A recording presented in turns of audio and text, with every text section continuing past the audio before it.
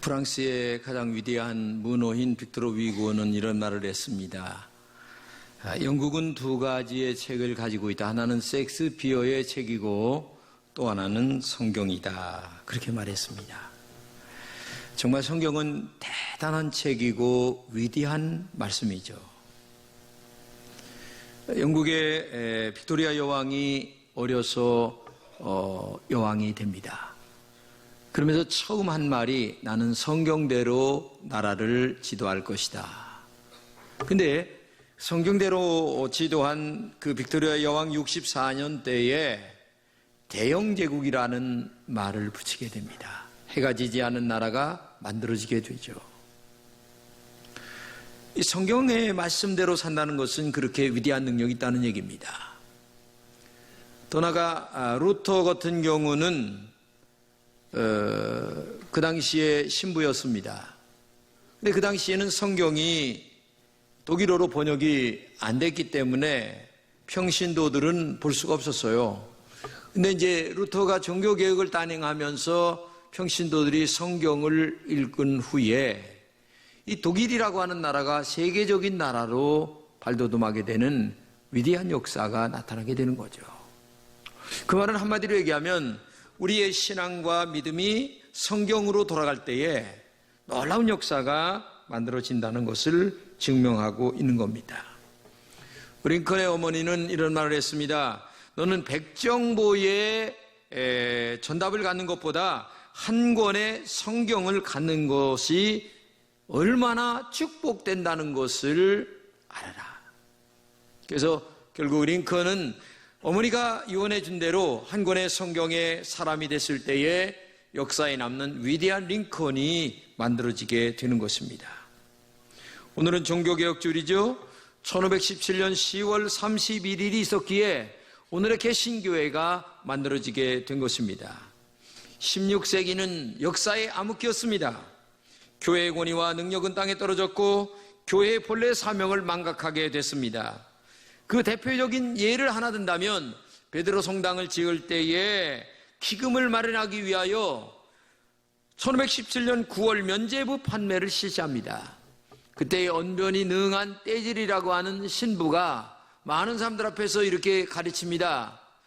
당신들이 헌금을 할 때에 헌금통에 땡그랑 하는 소리가 떨어질 때에 당신들의 영혼은 바로 연옥에서 천국으로 올라간다. 이런 말을 하면서 얼마나 사람들을 기만했는가를 역사는 기록하고 있습니다. 이때의 독일의 비텐베르크 교회의 사제였던 루터는 비텐베르크 교회 이 벽에다가 95개라고 하는 조항의 천주교가 잘못됐다고 하는 것을 적어놓고 종교개혁을 시작하게 되죠. 이것이 종교개혁의 원동력이 되었습니다. 종교개혁은 과거에만 머물러 있으면 안 됩니다. 개혁자들이 외쳤던 종교개혁 정신은 지금도 살아서 오늘 내 신앙, 오늘 한국 교회의 모든 종교개혁을 일깨워야 된다는 얘기입니다. 교회는 개혁이 필요 없는 교회가 아니죠. 왜냐? 죄인들이 모인 교회이기 때문에 하는 일들이 다 어설픕니다. 그러다 보니까 언제나 개혁이 있어야 되는 거죠. 교회가 개혁을 멈춘다면 오늘의 교회도 방향을 잃어버리고 잘못된 길로 나갈 확률이 크다는 얘기입니다. 지금까지 교회는 순교자의 피 위에서 자라왔다는 것을 알아야 됩니다. 종교개혁은 피와 땀과 눈물로 흘린 희생의 대가로 이루어진 거죠. 개혁은 대가를 치러야만 이룰 수가 있는 거예요. 내가 지금 신앙생활 하는데 더 잘하겠다고 하는 신앙의 결단과 각오가 마음속에 없는 한 내 신앙은 전진이 없는 거예요. 거기에는 희생이 있어야 됩니다. 거기에는 결단이 있어야 됩니다. 거기에는 바르게 살려고 하는, 성경으로 돌아가려고 하는 어떤 마음의 각오와 결단이 있어야만 모든 결과를 얻을 수가 있는 거예요. 오늘 본문은 성경으로 돌아가라는 말씀을 하고 있어요. 같이 한번 읽겠습니다. 또 어려서부터 성경을 알았나니 성경은 능히 너로 하여금 그리스도 예수 안에 있는 믿음으로 말미암아 구원에 이르는 지혜가 있게 하느니라. 모든 성경 하나님의 감동으로 된 것으로 교훈과 책망과 바르게 함과 의로 교육하기에 유익하니 이는 하나님의 사람으로 온전하게 하며 모든 선한 일을 행할 능력을 갖추게 하려 함이라. 여러분, 우리가 개혁이 되기 위해서는 하나님의 말씀대로 돌아가서 교훈하고 책망하는 성경의 말씀을 그대로 받아들여 나의 잘못된 것들은 회개하고 잘된 것들은 감사하면서 더 믿음으로 전진해 가라는 의미를 오늘 본문에 담고 있는 거죠. 이 말씀은 진정한 종교개혁은 성경으로 돌아가야 된다, 그 말씀을 가르치고 있는 거예요. 루터는 이 성경으로 돌아가라고 하는 말씀을 기초로 하여 5가지를 종교개혁의 기본 바탕으로 내세웠는데, 첫째는 뭐냐? 오직 성경입니다. 성경은 그리스도인이 무엇을 믿어야 하는가, 어떻게 신앙생활해야 하는가를 잘 가르쳐주는 말씀이에요. 그런데 당시에 성경 외의 것이 많은 부분을 차지했습니다. 종교개혁 당시에 카톨릭은 성경이 유일한 계시의 말씀이다 이렇게 생각하지 않았습니다.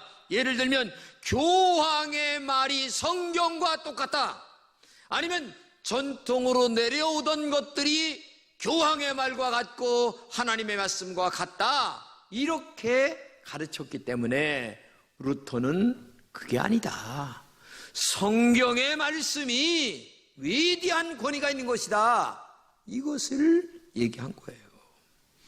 둘째는 오직 믿음이라고 얘기했습니다. 성경 말씀은, 구원은 오직 믿음을 통하여 구원받는다는 말씀을 하고 계시죠. 그런데 로마 가톨릭은 믿음으로 구원받는 게 아니라 선행을 해야 구원받는다, 이렇게 얘기를 한 거예요. 착한 일을 해야, 돈을 많이 내야 구원받는다, 이런 식으로 가르쳤기 때문에 루터는 아니다, 오직 믿음, 예수 그리스도를 믿을 때만이 구원받는 것이다. 세 번째는 오직 은혜라고 얘기했습니다. 신앙생활하는 것은 하나님의 은총 속에서 되는 거예요.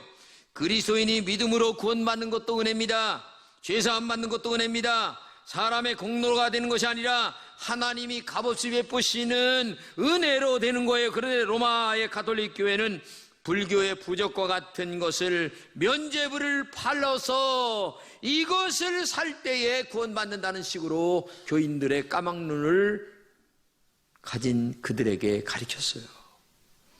그것은 아니죠. 종교개혁은 오직 하나님의 은총 속에 있다는 것을 알고 돌아가는 것이 종교개혁이죠. 넷째는 오직 그리스도입니다. 그리스도인의 믿음의 대상은 오직 예수 그리스도뿐이죠. 그 어느 것도 예수님을 대체할 수가 없어요. 예수님의 반열에 그 어느 것도 함께할 수가 없어요. 근데 로마 가톨릭은 교황의 위치를 예수님과 같이 뒀습니다. 교황의 교시를 예수님의 말씀과 같이 뒀어요. 루터는 아니다. 하나님과 교황은 너무 큰 차이가 있다. 왜? 하나님은 하나님이고 교황은 인간이니까. 어떻게 교황이 하는 말이 하나님과 동등할 수가 있겠느냐. 그래서 이건 아니다. 오직 그리스도로만 구원을 받는다. 마지막 5째는 오직 하나님께 영광이라고 그랬습니다. 영광의 대상을 받으실 분은 오직 하나님뿐이십니다. 그 영광을 사람이 취할 때 종교가 부패하게 되는 거예요.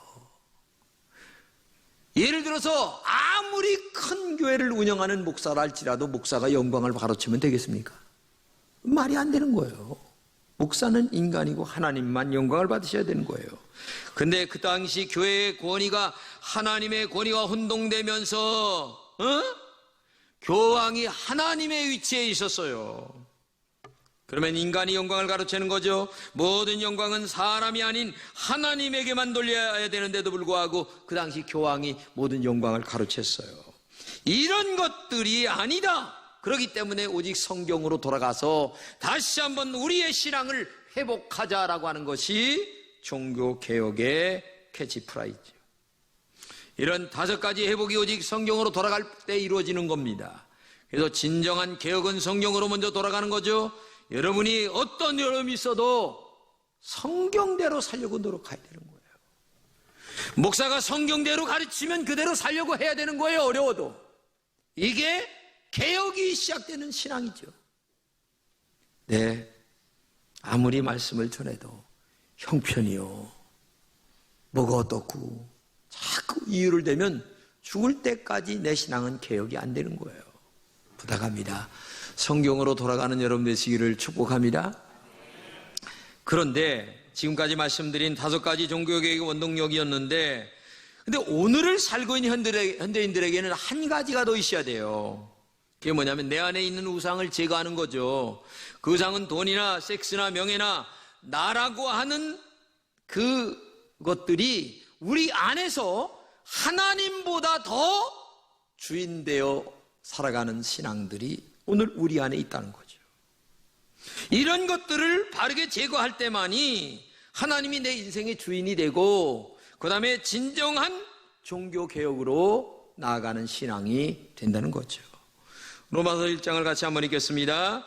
하나님을 알되 하나님을 영화롭게도 아니하며 감사하지도 아니하고 오히려 그 생각이 허망하여지며 미련한 마음이 얼어졌나니 스스로 지혜 있다나 어리석게 되어 썩어지지 아니하는 하나님의 영광을 썩어질 사람과 새와 짐승과 기어다니는 모든 동물의 모양의 우상으로 바꿨다. 이렇게 말하고 있어요.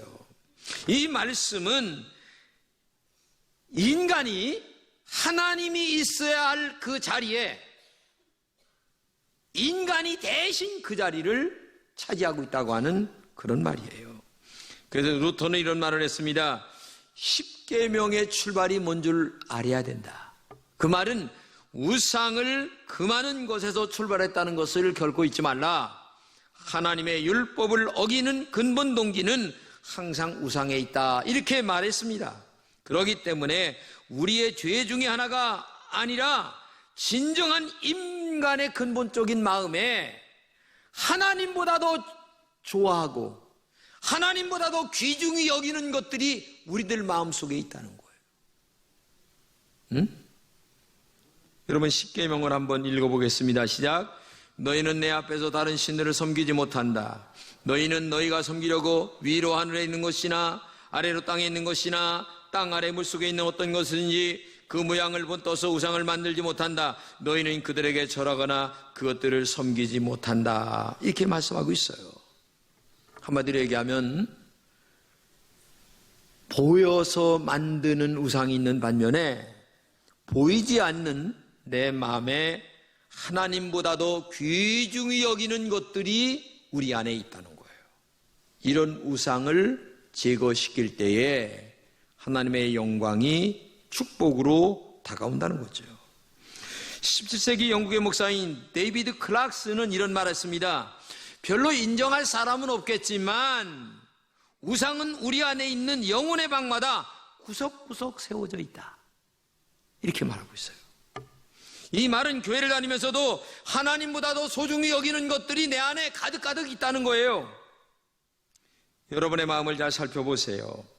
하나님의 마음을 기쁘시게 드리려는 마음보다 자신의 생명과 체명과 재산과 명예가 이태로워질까 봐 더 큰 근심과 염려에 빠진 일들이 있지 않나 말이에요. 그래서 인간의 마음은 우상을 계속 만들어내는 공장과 같은 거예요. 우리가 신앙생활합니다. 신앙생활하면서 하나님이 사선책으로 생각하는 분이 있어요.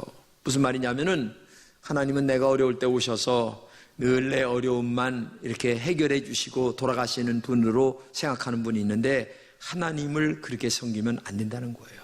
하나님이 내 인생의 1번, 하나님이 내 인생의 최고 이렇게 돼야 되는데 내 문제가 또 나라고 하는 존재가 항상 먼저 1번이 돼야 되는 거죠.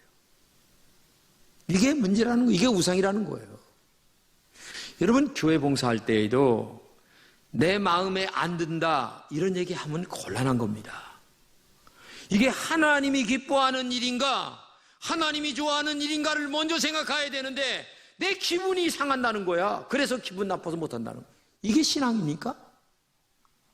여러분 신앙생활 그렇게 하지 마세요. 정말 내가 하는 일이 하나님이 기뻐하는 일이라면 내가 싫어도 순종해야 되는 거예요. 그런데 우리는 내가 우상이 되어서 내가 기분 나쁘다는 거야. 내 감정이 먼저 상했다는 거야. 이렇게 신앙생활 하니까 평생 자기가 하나님이 되는 거예요. 교회 안에서. 이거 큰 문제입니다. 그래서 팀 켈러는 내가 만든 우상을 어떻게 식별할 것인가를 얘기합니다. 첫째는 네가 혼자 있을 때에 하는 일이 곧 당신의 신앙이다. 이렇게 얘기합니다.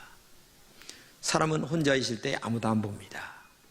그런데 그때 제일 많이 무엇이 생각나는가를 생각해 보라는 거예요. 돈이 제일 많이 생각나냐? 섹스가 제일 많이 생각나냐? 아니면 혼자 있을 때에도 하나님이 제일 그리워지냐? 여기에 판가름이 난다는 거예요. 아무도 안 볼 때에 내 신앙의 양심 속에서 하나님이 제일 먼저 그리워지고 하나님이 보시니까 나는 죄를 지면 안 돼 하면서 하나님 앞에 신앙의 양심을 바르게 가지고 살아가는 사람. 이게 우상이 만들어지지 않는 사람이라는 거죠. 그렇기 때문에 여러분 홀로 있는 시간을 잘 보내야 돼요. 안 본다고 양심을 속이고 아니면 안 본다고 자신을 속이고 이거는 하나님을 속이는 일이란 얘기죠. 두 번째는 돈을 어떻게 사용하는 것을 보면 알 수 있다는 거죠. 성경은 내 보물이 있는 곳에 내 마음도 있다고 말씀하셨습니다. 돈을 사용하는 것을 보면 그 돈을 제일 많이 사용하는 것이 너의 우상이라는 거예요. 응? 그 사람이 가장 사랑하는 것에 돈을 가장 많이 사용하기 때문에 그런 거죠. 하나님 외에 어떤 대상에 돈을 많이 사용한다면 그것이 우상이란 얘기입니다. 사도 바울은 하나님의 은혜가 여러분을 지배하고 있다고 얘기했는데 그러면 하나님을 위해서 가장 많이 사용하고 하나님의 말씀이 원하는 대로 내 돈이 지출이 돼야 되는데 자기를 위해서는 대단하게 씁니다. 그런데 하나님의 말씀대로 사는 곳에는 안 써요. 여러분 이게 자신을 점검해 보는 가장 중요한 방법 중에 하나예요. 제가 이번에 항조직을 뽑으면서 여러분의 헌금한 것을 쭉 이렇게 봤습니다. 많은 분들이 잘하셔요. 그런데 믿었던 분에게 뒤통수를 맞는 경우가 많았어요. 나는 이분은 정말 정직하게 모든 것들을 하는 줄 알았는데 이게 통계를 보니까 전혀 아니에요. 너무나 마음이 아파서 제가 서재에 들어가서 울면서 이렇게 목회해가지고 뭐 할 겁니까 하나님?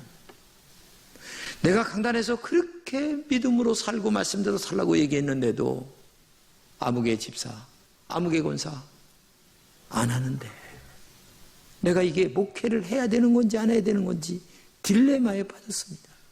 내가 울면서 기도를 얼마나 했는지 몰라요.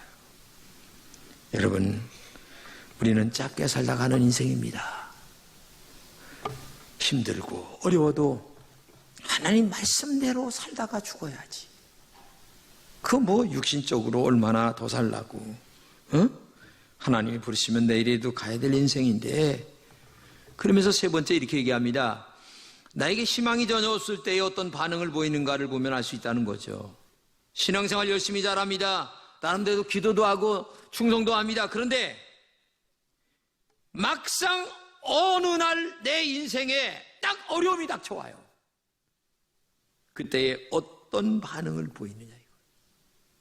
그래도 하나님은 나의 하나님이십니다. 나는 이 어려움 속에 있다 할지라도 차라리 내가 죽을지언정 하나님으로 모시고 살겠습니다라고 믿음의 결단을 하는 사람인가?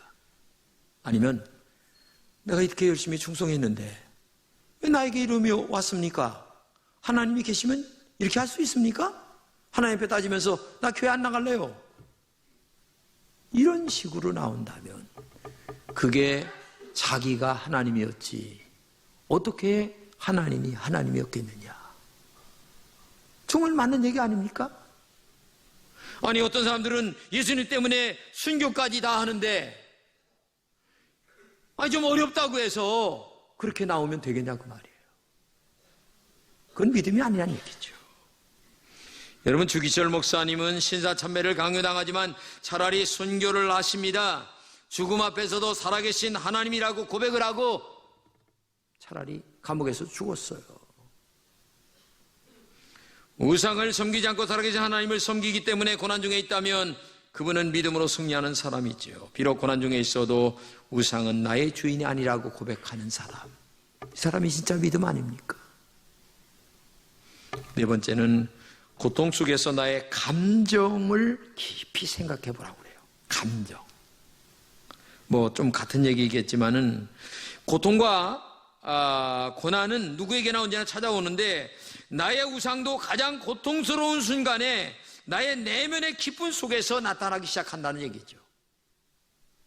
고통이 있을 때 이것이 신앙이 아니라는 것을 알면서도 자신의 욕망과 우상을 쫓아가면 안 된다. 그런 순간에 하나님이 아니고 내가 좋아하는 것들을 따라간다면 그는 믿음이 아니다. 하나님이 아니고 그것은 내 안에 있는 너의 우상을 따라가는 것이다. 이렇게 말하고 있습니다. 그래서 미국의 성경적 상담 저널 편집인 데비스 폴리슨이라고 하는 분은 이렇게 얘기했습니다. 하나님이 각 사람의 심령을 향하여 던지는 가장 기본적인 질문이 있다. 예수 그리스도 외에 내 마음의 신뢰, 몰두, 섬김, 두려움, 기쁨에 대해 소유권을 보유하고 있는 사람이나 무엇인가가 있는가? 너의 삶에 안정을 얻고자 내가 의지하는 대상이 있는가? 너에게 무엇이 있다면 정말 행복하다고 생각하는 것이 있는가? 이런 질문을 너 자신에게 해보라. 거기에서 나는 예수 그리스도 외에 다른 것이 없습니다 라고 대답할 때에 그게 진정한 신앙이다. 이렇게 얘기를 하고 있어요. 정말 맞는 얘기죠. 오늘 그래서 보았습니다. 고대는 현인이 이상적 모델이었습니다. 중세는 성자가 이상적 모델이었어요. 현대는 부자가 이상적 모델이 되고 있다는 말입니다. 그래서 오늘을 살아가는 대부분의 많은 사람들은 황금은 인생의 지구한 행복의 목표라고 말합니다. 재물은 어느 사이에 현대인의 거대한 우상으로 자리 잡게 됐죠. 그러나 미국에서 돈을 가장 많이 벌었던 록펠러는 이렇게 얘기합니다. 그의 자신이 재산관리 철학을 말하는데 나는 돈의 창고를 맡은 청직이다. 따라서 이 돈을 하나님의 뜻대로 사용하는 권리밖에 없다고 말하죠. 그는 돈을 버는 것도 중요하지만 바르게 쓰는 것은 더 중요하다. 하나님이 1번이라는 것을 결코 잊지 말아야 된다고 얘기하고 있습니다. 제가 병원에서 수술을 했기 때문에 오늘 여러분 앞에서 설교를 하고 있습니다. 그때 만약 아프기 때문에 15일 금식을 힘들어서 안 했다면 어떻게 됐을까? 오늘 이 자리에 서서 설교를 할 수 있을까? 하는 생각을 갖게 됩니다. 여러분, 신앙의 개혁은 힘든 거예요. 더 나은 것들을 얻기 위하여 오늘의 작은 아픔을 이겨나가야 된다는 얘기입니다. 루더는 38세에 가톨릭 교회로부터 파문 경고를 받습니다. 독일 황제 칼 5세가 국회에 소환을 합니다. 그는 국회 소환장을 받고 이렇게 얘기합니다. 웜수 국회의사당에 지붕교화장만큼 악마가 있다 할지라도 나는 가야만 한다. 뭐예요? 개혁의 길을 가야 한다는 거죠. 독일의 최고 권력자들이 모인 자리에서 교황 특사 아래한다는 루터에게 이런 질문을 합니다. 내가 쓴 책을 옹호할 터인가 혹은 그 일부라도 취소할 터인가? 그때 그는 서슴지 않고 이렇게 얘기합니다. 성경을 근거로 내 책을 반박하지 못하는 이상 나는 취소할 수가 없다. 나의 양심은 하나님의 말씀으로 사로잡혀 있다. 양심의 것을 행동한다는 것은 옳은 것은 아니다. 나는 아무것도 취할 수 없다. 나는 지금 여기 서 있다. 하나님이여 나를 도와주옵소서. 이렇게 기도를 하면서 루터는 종교개혁을 끝까지 끌고 가게 되고 오늘의 개신교회가 만들어진 것입니다. 오늘 종교개혁주를 맞이하여 제가 여러분들에게 말씀드렸는데 혹시나 마음속에 이건 아니다라고 하는 것이 생각이 든다면 빨리 자기 자신을 개혁해야 됩니다. 그것이 축복의 지름길이고 그것이 하나님의 사랑을 받는 길이고 그것이 성령의 도우심을 받는 길입니다. 나는 우리 금천교회 모든 성도들이 다시 한번 오늘 성경으로 돌아가 내 안에 있는 어떤 우상도 제거하고 하나님만이 1번인 신앙, 하나님이 나의 가장 존경함의 대상이 되는 그런 성경으로 돌아가는 여러분의 믿음이 되시기를 축복합니다.